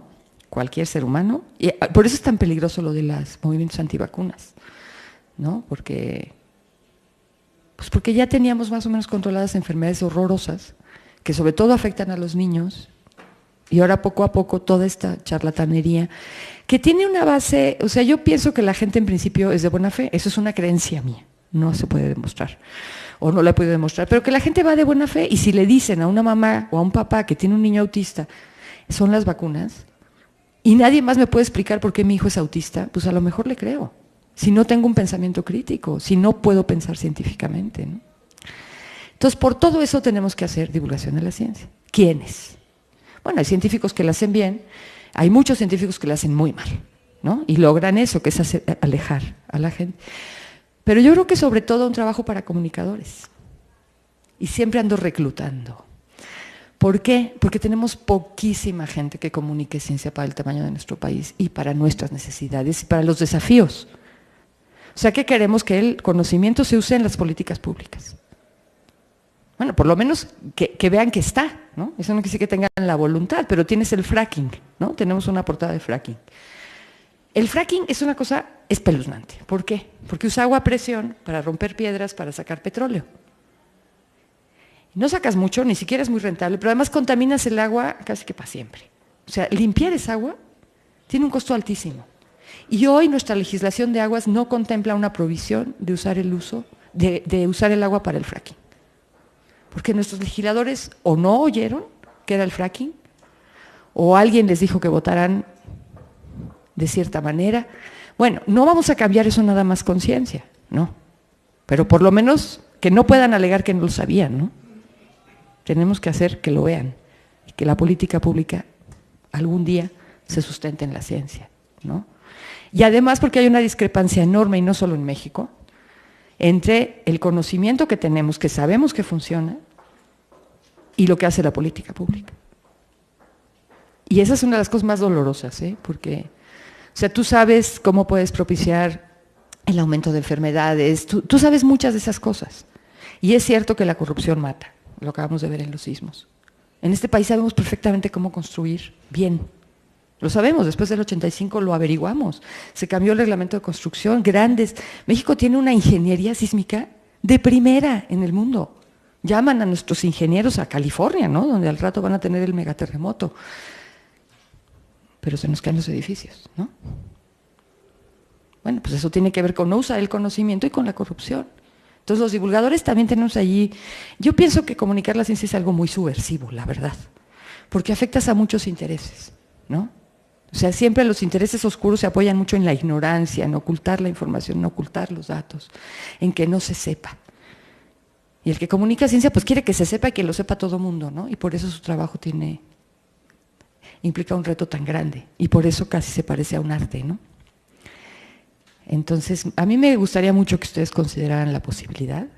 Aquí tienen a un gran divulgador, que es Nemesio Chávez, tienen toda un área, y vean qué se puede hacer desde la divulgación y desde el periodismo, y en cualquier medio, no tienen que escribir en una revista, puede ser en muchas, y además ahora con los multimedios también se pueden hacer. Yo creo que ya nos vamos a las preguntas, ¿no? Dejamos el tercer PowerPoint para otro día. ¿Preguntas? Bueno, creo que ahora nos toca a nosotros, ya la dejamos hablar mucho tiempo. Y ya me tengo que sentar porque ya me cansé. Ahora sí. Pensando un poco en lo que dijo sobre cómo se crean falsos estereotipos, por ejemplo. Gracias. Estaba pensando en que quizá habría que decirle a las mujeres de los Países Bajos que vinieran a Latinoamérica y al Caribe, porque si son científicas, porque tienen más posibilidades, al parecer, de entrar en estos campos, ¿no? Y justo se tiene esta idea de, ya se tiene, al menos en el mundo occidental moderno, se tiene esta idea de lo que significa el desarrollo, ¿no? De cómo deberíamos, a cada rato nos dan esta clase de sermones de por qué nos deberíamos de parecer a Suecia y a Finlandia. Y justo quizá debería haber más, tal vez no sermones, pero más información sobre por qué ellos se deberían de parecer más a nosotros, ¿no? ¿Quién sabe? ¿Cómo podría, por ejemplo, desde su campo cambiar como las perspectivas de lo que podría significar el desarrollo para, por ejemplo, para Latinoamérica? Porque al parecer estamos haciendo algo bien, al menos en este campo. También una de las cosas que mencionó que es importante es cómo se considera uno, cómo se ve uno a sí mismo, ¿no? Como la idea de decir, yo sí soy comunicador de la ciencia, yo sí soy periodista de la ciencia, yo sí soy investigador social, yo sí soy esto, porque da también esta aura de seguridad, ¿no? Esta idea de que, por ejemplo, yo sí, de nuevo, yo odio que a los niños les vendan la idea de que existen genios en la música, porque desestima el trabajo duro que todos los músicos hacemos de sentarnos horas y horas en un instrumento. La misma idea de que desestimas el trabajo de los científicos al decir que hay genios, ¿no? Porque desestimas todas las investigaciones que se hacen. ¿Cómo derribar estos estereotipos que sí existen? A mí me siguen a cada rato, hasta, no quiero decir nombres, no, pero he hablado con mis compañeros por aquí, de los que están aquí, y sí me dicen así que no, es que naces con la habilidad de hacer alguna cosa, y dije, no, carnal, o sea, no sabes cuánto tiempo hemos gastado. ¿Cómo cambiar, cómo derribar estas perspectivas que ya están tan arraigadas en nosotros de lo que significa el desarrollo, de lo que significa mejorar desde la ciencia, por ejemplo, desde la comunicación de la ciencia? A mí me gustaría que alguno de ustedes conteste eso, porque creo que todos podrían contestar eso. Creo que todos podrían decir cómo. Es demasiado difícil, ¿no? Porque tienes que cambiar toda la perspectiva y toda la cultura, pero es que es súper… desde los inicios, ¿no? O sea, se ve, tú hablas de los griegos y nos los pintan de una forma y que solo ellos tienen la habilidad. Y a los músicos también, hablas de Mozart, es que era un genio. Y simplemente te dicen eso, es un genio. Y no te dicen que todo lo que duraba, o su hermana, que también era una excelente músico, ¿sí? No sé si se diga música, no sé cómo se diga para, pues sí, para mujer. Pero es que yo creo que es demasiado complicado y deberíamos enseñarle a los niños, por ejemplo, esto de las preguntas, incluso le comenté, ya sé que todos se ríen de mí porque siempre lo presumo, bueno, no presumo, pero estoy muy orgullosa de haber estado en una escuela Montessori y así se nos educa a los niños Montessori. Tú tienes que seguir preguntando. Tú, una ecuación, a nosotros no nos la explican cómo la ecuación es, la desarmas y entiendes por métodos de juegos, y cómo ya logras entender por qué llegamos a la ecuación. Entonces creo que eso debería de cambiarse, ¿no? Con los niños, de que, y esto, de que puedan seguir preguntando. O sea, mi mamá, por ejemplo, dice que no me metió a una escuela de normal en la primaria porque yo preguntaba mucho y le dijeron que yo preguntaba mucho. Entonces, pues, ¿por qué no? O sea, yo debería de seguir y siempre cuestionándome. Entonces creo que tiene que cambiar completamente. Y es que es muy complicado porque lo pienso y digo, no se puede porque tenemos una cultura muy, muy arraigada de que no debes de preguntar, no, tú no eres inteligente y no, es que a él se le da las matemáticas, entonces él puede ser científico, tú no. O nosotros simplemente como comunicólogos, yo por ejemplo, sí le conté ayer a mi abuela que quería irme a divulgación científica y me dijo que no, me dijo, ¿pero qué? Tú no vas a usar bata. Entonces esa idea de que no eres capaz, ¿no? de hacer ciertas cosas. Y sobre todo, bueno, cuando hablábamos de las mujeres, esto que yo no sabía y es impresionante, ¿por qué en estos lugares que se supone que son tan avanzados no hay? O sea, casi no hay investigadoras, es rarísimo. Bueno, me parece algo increíble. ¿Por qué acá sí y no se nos toma en cuenta y no se nos festeja eso? Solo se nos ven las cosas malas, ¿no? Pues a mí también me intriga, pero creo que antes de hacer un juicio tan sumario, habría que ver por qué. Habría que ver cuál es la condición cultural o qué está pasando. Digo, porque ciertamente tienen un nivel de vida más alto esos países. Noruega salió primer lugar, ¿no? En desarrollo humano, la sociedad mejor para vivir. Es Noruega, según el último estudio, ¿no? En cuanto a tus libertades democráticas, en cuanto a tu acceso a la salud, a la educación. Entonces, habría que ver por qué. O sea, debe tener una explicación eso, ¿no? Y no es que... O sea, yo creo que tenemos que tomar los modelos que nos vengan bien, ¿no? Un modelo que nos viene bien es el de la transparencia, ¿no? De la rendición de cuentas. O sea, la corrupción es enemiga de todo y todo lo destruye, todo, ¿no? Cualquier avance que quieras lo puede destruir la corrupción. Esa es la verdad. Y también es asesina, ¿no? Lo hemos visto y lo vemos todos los días. Ahora, yo entiendo tu angustia, porque uno quisiera, ¿no?, resolver todo. Pues no se puede todo, pero sí pedacitos, sí avances. O sea, yo sí puedo decir que a lo largo de mi vida profesional como comunicadora de la ciencia he visto muchos avances.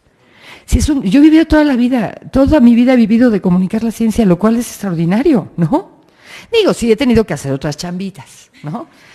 Pero que están relacionadas con la enseñanza formal. Ni siquiera me tuve que ir demasiado lejos, ¿no? O sea, se puede vivir de esto. ¿Y eso qué implica?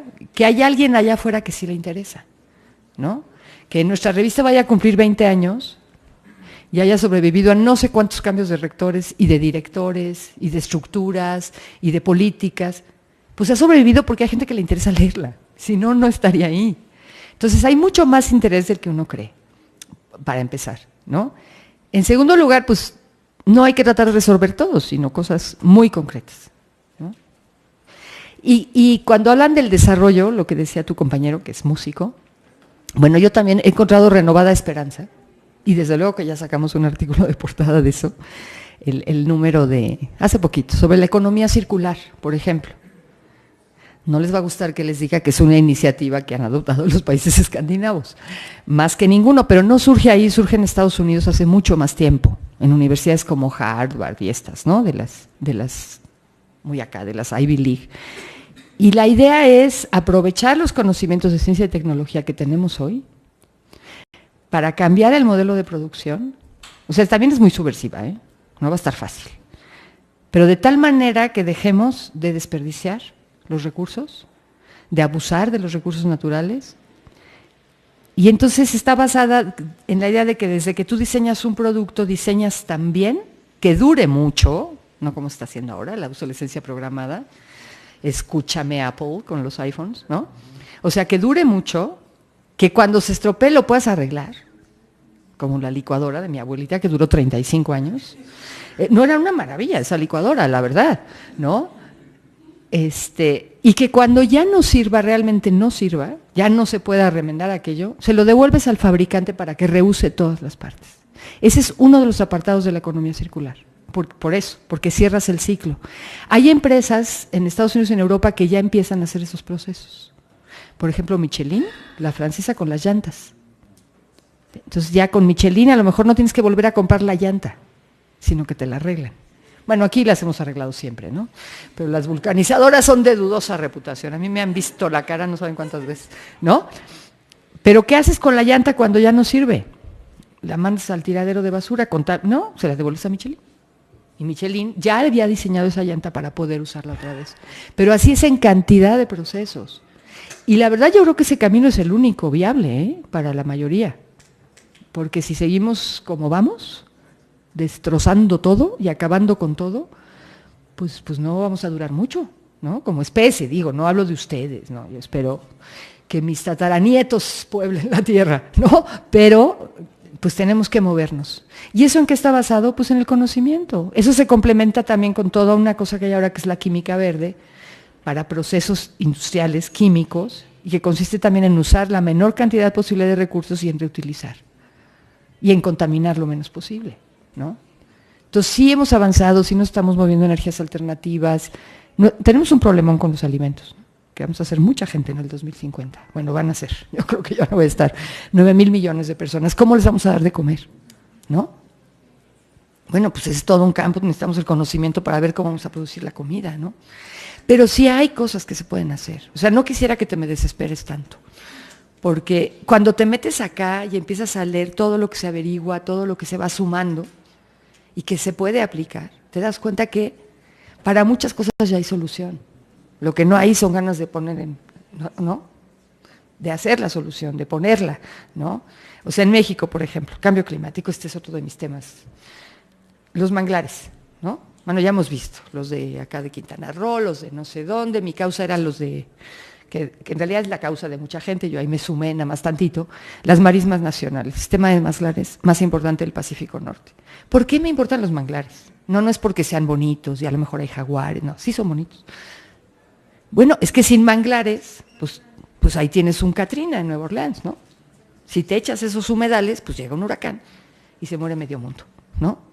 Entonces, aunque sea por eso, ¿no? Conserven los manglares. Ah, no, hay que hacer un desarrollo turístico, hay que poner una presa más donde ya hay 50 presas. O sea, el conocimiento está en muchos casos. Lo que no están son las ganas, lo que están son los intereses particulares. O sea, la corrupción, el abuso de influencias. Es terrible porque alguien a lo mejor gana 10, pero el costo para el país es 1 millón, o es 10 millones. O es 1,000 millones. Por eso no tendríamos que permitirlo, ¿no? Y combatirlo donde podamos. Y eso nos lo dice el conocimiento. Pero quisiera que te animaras. Y que convenzas a tu abuelita, le puedes llevar una revista, como ves. Tenemos una lectora de 100 años que es mega fan, ya nos mandó una foto. Sí. No sé si contesté todo, porque... ¿Alguna otra cosa? Sí.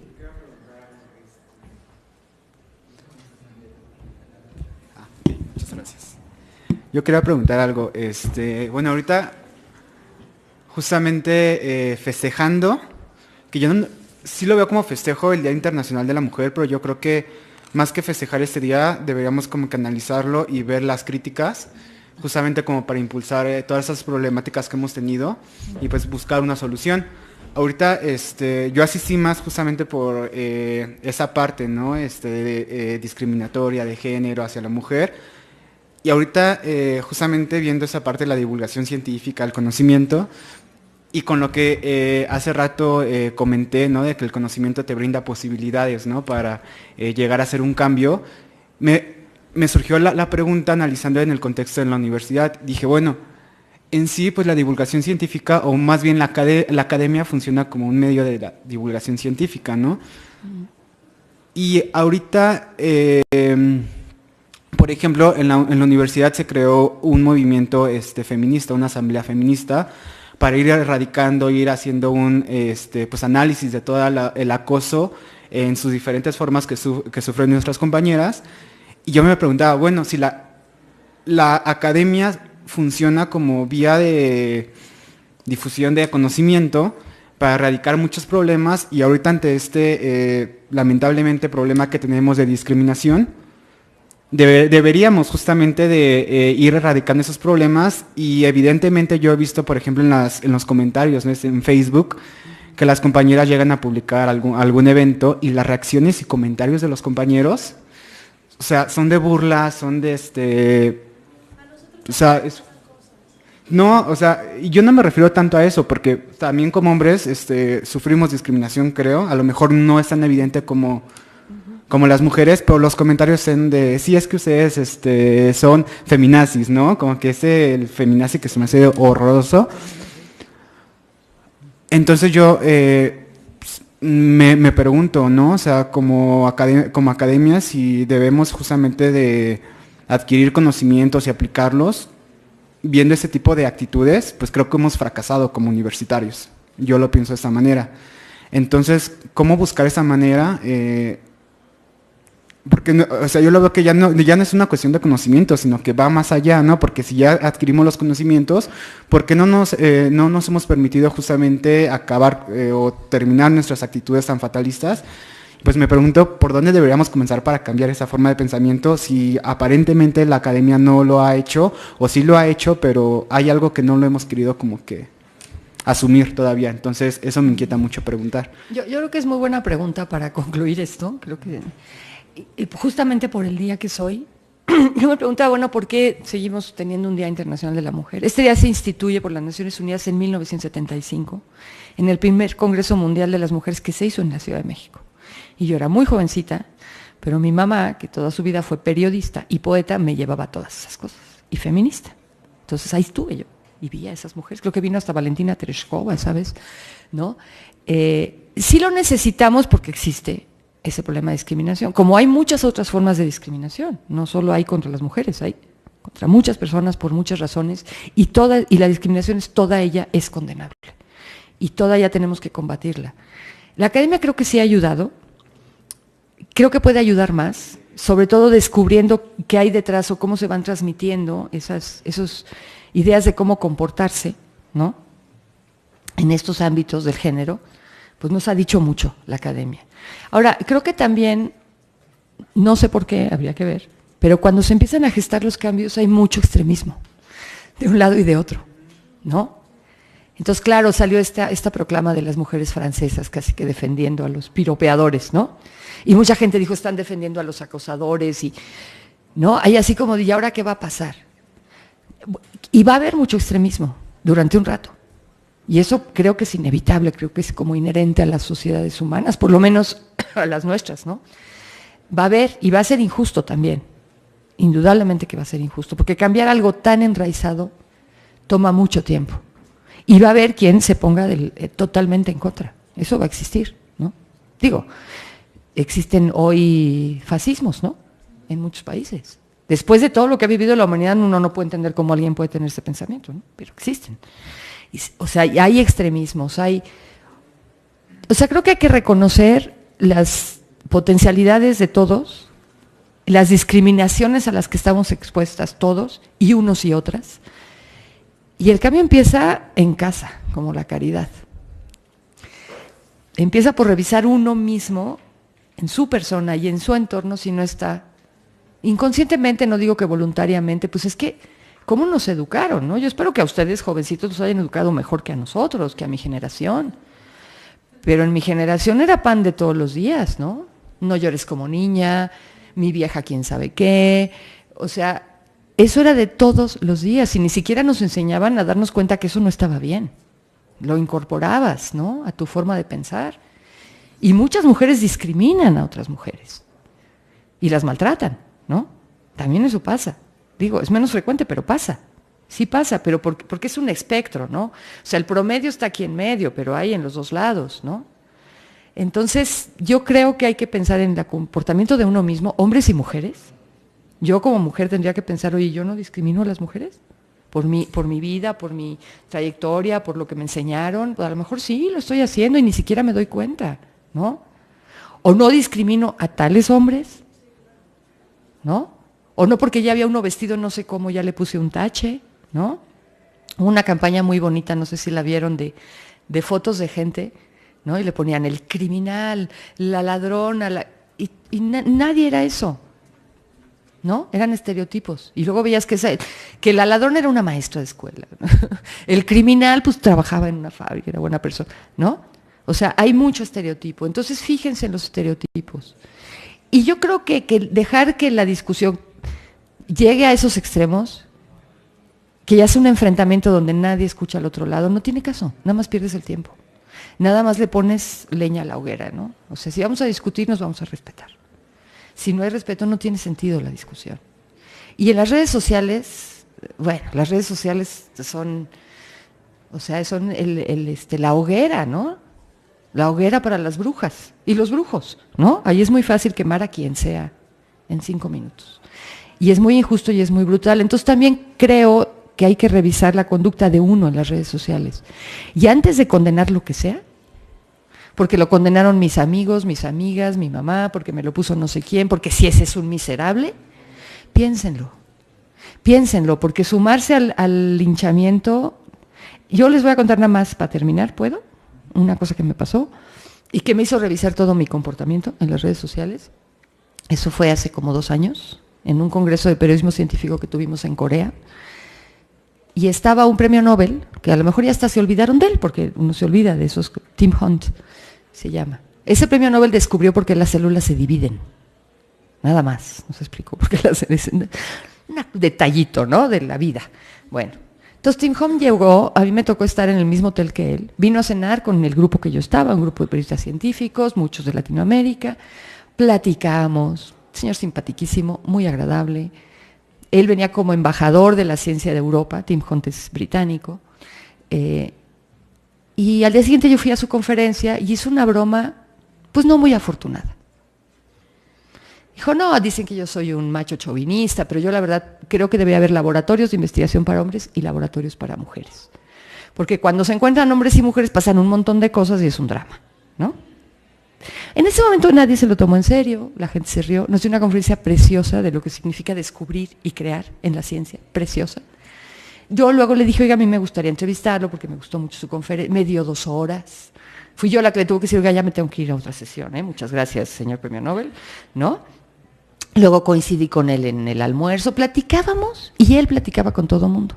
Había 2 premios Nobel, uno era él y el otro era Yamanaka, que es el de las células madre. Jamás lo vimos en ningún pasillo, Él fue, descendió del helicóptero, bajó, dio su conferencia y desapareció en el Olimpo, ¿no? Tim Hunt no, ahí estuvo.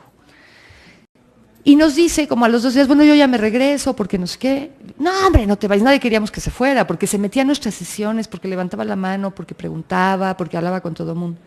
Cuando llegó a Londres ya no tenía trabajo.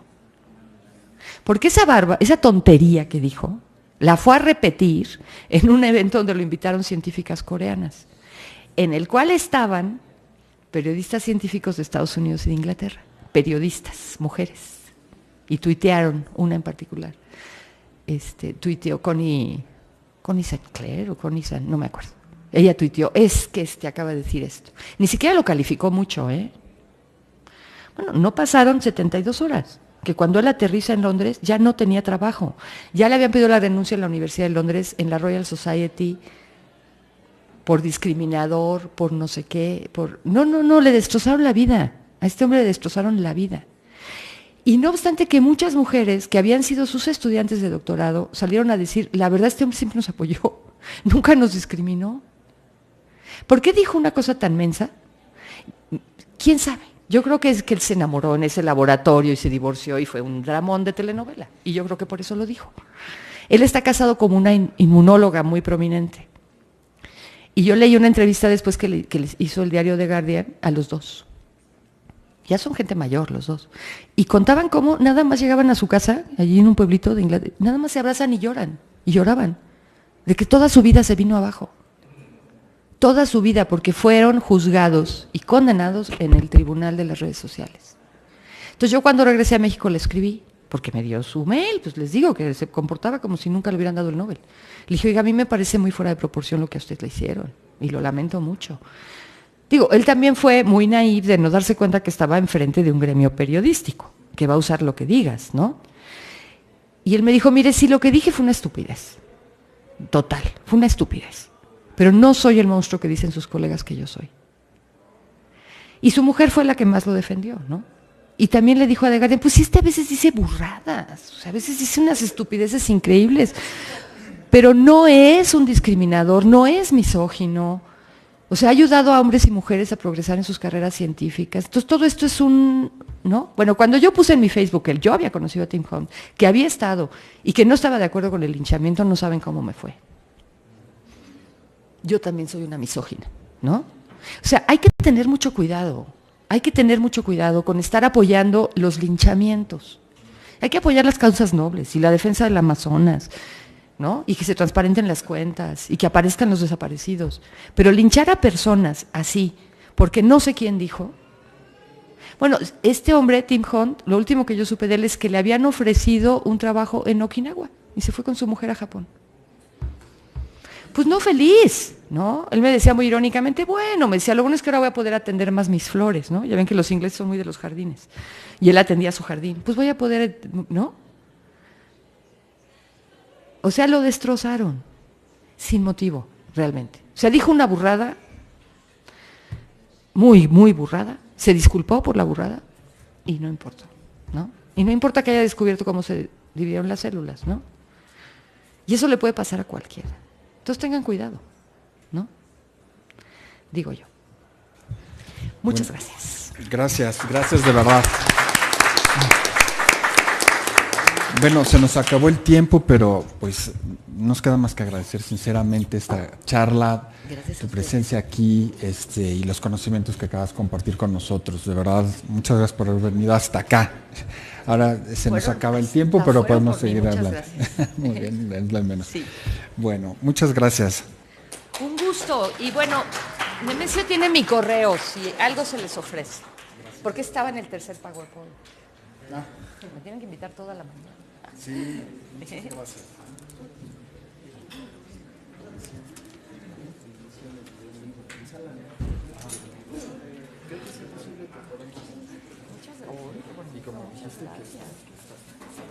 Uy, no, bueno, soy la más feliz.